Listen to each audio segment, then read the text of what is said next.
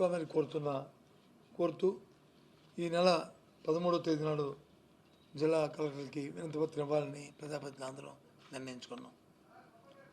ఆ దశగా 13వ తారీఖు నాడు జిల్లా కలెక్టర్ జిల్లా ఉన్న పెద్దలందరూ వెళ్ళి జిల్లా అధ్యక్షుల ఆధ్వర్యంలో ఆ కార్యక్రమం చేయాలనే దానికి పెట్టాం. దీంతోపాటు ఏదైతే రైతుకి ఆసరాగా గత ప్రభుత్వం ఇచ్చిన 13,500 రూపాయలు కాకుండా 20,000 రూపాయలు ఇస్తామని మరి ప్రభుత్వం చెప్పిందో దాన్ని ఎంతవరకు దాన్ని ఆచరణలో తీసుకురాకపోవడం వల్ల మరి మొన్న జరిగిన పంటలు వేసుకున్న నేపథ్యంలో కానీ లేదు కొత్త పంటలు వేసుకుంటున్న నేపథ్యంలో కానీ ప్రజలు ఇబ్బంది పడుతున్న పరిస్థితుల్లో ఓసారి దాని మీద ప్రభుత్వానికి మీద ఒత్తిడి తీసుకొచ్చి ఆ డబ్బులు మరి రిలీజ్ చేసి ప్రజలందరి ఏర్పాటుని రైతాంగానికి ఇచ్చి ఏర్పాటు చేయాలనేది మరి ఆలోచన. ఇంతకుముందు మా ప్రభుత్వం ఉన్నప్పుడు వైసీపీ ప్రభుత్వం ఉన్నప్పుడు ఏదైతే బీమా సౌకర్యం ఉండేదో అంతకుముందు ప్రభుత్వం రైతాంగం భాగస్వామ్యం ఉండేది. అది కాకుండా ఈ క్రాప్ చేసుకున్న ప్రతి రైతుకి ప్రతి పంటకి ప్రభుత్వమే దాని బీమా కట్టింది 100%. దానివల్ల ఏదైనా అకాలమైన ప్రకృతి వైపరీత్యాలు వస్తే కరువు వచ్చినా కాటకం వచ్చినా వరద వచ్చినా వర్షం వచ్చినా పంట కానీ పోతే మరి నష్టపరిహారం అందేది 100%. ఇప్పుడు ఈ ఇంతకాలంలో ఆ కార్యక్రమం లేకపోవడం వల్ల రైతాంగం ఇబ్బంది పడుతున్నారు.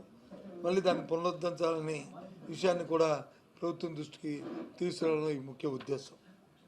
ఆ నేపథ్యంలోనే మరి 27వ తారీఖు నాడు మరి ఏదైతే రాష్ట్ర వ్యాప్తంగా క్లోప్ ఛార్జీల పేరు మీద సుమారు ఈ నెల అయితే 58 పైసలు, వచ్చే నెలలో అయితే ₹5, ఆ వచ్చే నెలలో అయితే ₹20. ఆ రకంగా సంవత్సరాంతం కూడా ప్రతి వినియోగదారుడి మీద సుమారు ₹20 నుంచి ₹25 అధికంగా ఒక్కొక్క వినియోగదారుని యూనిట్కి చిన్న పెద్ద తేడా లేకుండా ఏవైతే 6 స్లాబ్లు ఉన్నాయో 6 స్లాబ్లకి మరి దీన్ని పెంచడం అనేది చాలా ఇది అన్యాయము, చాలా ప్రజలు మోసం చేయడం, వాళ్ళు ఇబ్బంది పడుతున్న నేపథ్యం. మరి ఎందుకంటే ఎన్నికల ముందు వచ్చి మాట ఇచ్చింది ప్రభుత్వం, 1 పైసా విద్యుత్ ఛార్జీ పెంచము, దాన్ని మేము ఇంకా ధాన్యమైన విద్యుత్ ఇస్తాము అని చెప్పిన నేపథ్యాన్ని చూసా. మరి ఒకసారి తెలియచెప్తూ ఏదైతే పెంచిన ఈ ట్రోప్ ఛార్జీలు 15,000 కోట్ల రూపాయలు ఉన్నదో 9,000 కోట్లు 6,000 కోట్లు ఈఆర్సీ ఇచ్చిన ఏదో ఫైండింగ్స్ ఉన్నాయో అది ప్రభుత్వమే చెల్లించాలని, ప్రభుత్వమే దాన్ని సర్దుబాటు చేయాలని, ఇచ్చిన ఆర్డర్ని మరి రోల్ బ్యాక్ చేసుకోవాలని మరి డిమాండ్ చేస్తూ అన్ని జిల్లా ఎస్సీ ఆఫీసుల దగ్గరికి వెళ్ళి వాళ్ళకి వినతిపత్రం ఇవ్వాలని మరి నిర్ణయించాం.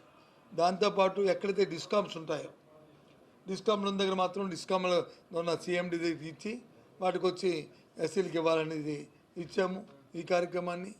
అలాగే జనవరి 3వ తేదీ నాడు ఇప్పుడు వచ్చి ఫీజు రింబర్స్మెంట్ని మరి ప్రభుత్వం వచ్చి 7 నెలలైంది.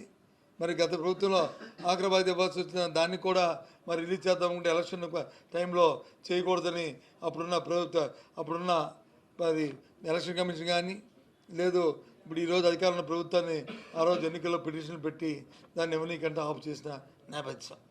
ఇప్పుడు వచ్చి మొత్తం అంతా కలిస్తే అప్పుడే మూడు వాయిదాలు అయిపోయింది, 4వ వాయిదాకి వచ్చేస్తుంది. ఇప్పుడు వచ్చి రిలీజ్ చేయడం వల్ల మరి విద్యార్థులు ఎంత ఇబ్బంది పడుతున్నారు.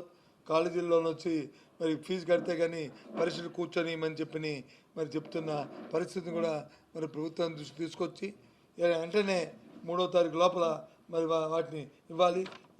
దాని మీద కూడా 3వ తారీఖు నాడు వారికి ఒక వినతిపత్రం కలెక్టర్కి ఇవ్వాలని ప్రభుత్వం ఒత్తిడి తీసుకురావాలని మరి ఈ కార్యక్రమాన్ని కూడా మనం ఉద్దేశించిన విషయాన్ని మరి దానికోసం జిల్లాలో ఉన్న అందరూ జిల్లా పార్టీ అధ్యక్షులు, గౌరవ శాసనసభ్యులు, అలాగే గౌరవ శాసనమండలి సభ్యులు, అలాగే గౌరవ పార్టీ ఇన్ఛార్జీలు, ఎంపీపీలు, జడ్పీటీసీలు, జడ్పీ చైర్మన్ గారు, అలాగే ఆయా నియోజకవర్గాల ఇన్ఛార్జ్ అందరం కలిసి కూర్చొని మరి ఇవాళ నిర్ణయం తీసుకొని దాన్ని కార్యక్రమాన్ని విజయవంతం చేయడానికి ఇవాళ సమావేశం పెట్టామన్న విషయాన్ని మరి మీ ద్వారా తెలియజేస్తున్నాము.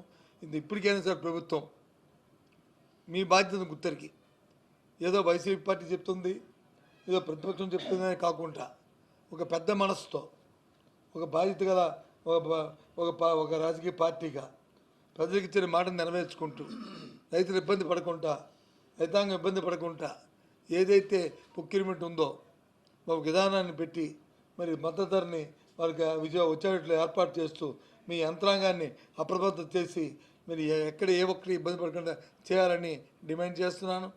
అదే నేపథ్యంలో ఇవాళ కరెంటు ఛార్జీలు కూడా రోల్ బ్యాక్ చేసి ప్రజలకి సౌలభ్యం కల్పించాలని చేస్తున్నాము. అదేవిధంగా ఫీజు రింబర్స్మెంట్ రిలీజ్ చేయాలని కూడా మరి డిమాండ్ చేస్తున్నాం.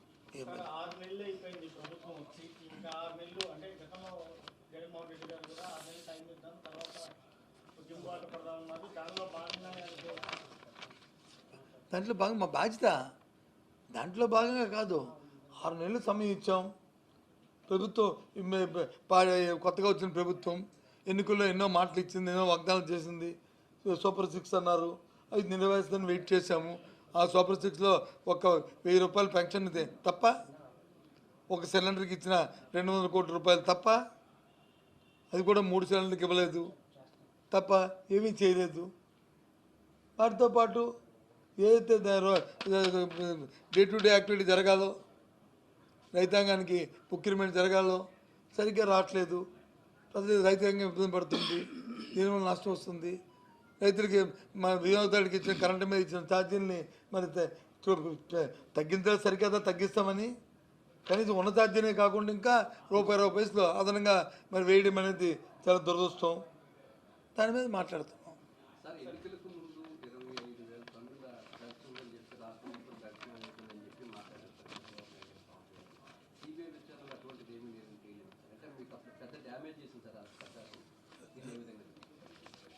ఎన్నికల్లో డ్యామేజ్లు చేసింది వాళ్ళ కుటుంబ రాజకీయాలు, వాళ్ళకున్న స్వార్థం, వాళ్ళకు వచ్చిన విద్యలన్నింటినీ కూడా టక్కుడమ్మ ఇట్లన్నింటినీ కూడా టైం పెట్టారు. అవన్నీ ఒక ఎత్తు, సరే మీ నష్టం పక్కన పెట్టిన భారత రాజ్యాంగంలో దేశంలో అత్యుత్తమైన దర్యాప్తు సంస్థలు ఇంటర్పోల్ కానీ, ఆపరేషన్ గరుడ కానీ, లేదా సిబిఐ కానీ, ఎక్కడి నుంచో బ్రెజిల్ నుంచి ఇక్కడ వరకు ట్యాగ్ చేసుకొచ్చి ఏదైతే ఇక్కడికి వచ్చిన తర్వాత అందులో కంటైనర్లో లేవని చెప్పని ఆ కంటైనర్లు సీజ్ చేసి ఒక ఇద్దరిని అరెస్టు పెట్టి ఈ కార్యక్రమం చేసి వాళ్ళు లేవని చెప్తే అంటే వ్యవస్థ ఎంత మేనేజ్ అవుతుందని ఆలోచించాలని కోరుతున్నాను. దీన్ని మన ఒక్క విషయాన్ని రేపు ఉదయం మళ్ళీ కేంద్రానికి లేఖ రాస్తున్నాను, రేపు అది కూడా రిలీజ్ చేస్తాను. చాలా సంతోషం. మా విశాఖపట్నానికి వచ్చిన మచ్చ ఇక్కడ డ్రగ్స్ని ఇక్కడ నుంచి ఈ పోర్ట్ నుంచి వెళ్ళట్లేదని విషయం తెలియచెప్పినందుకు చాలా సంతోషిస్తున్నాను. కానీ ఏదైతే అత్యుత్తమైన టాప్ మోస్ట్ దర్యాప్తు సంస్థలు ఉన్నాయో ఈ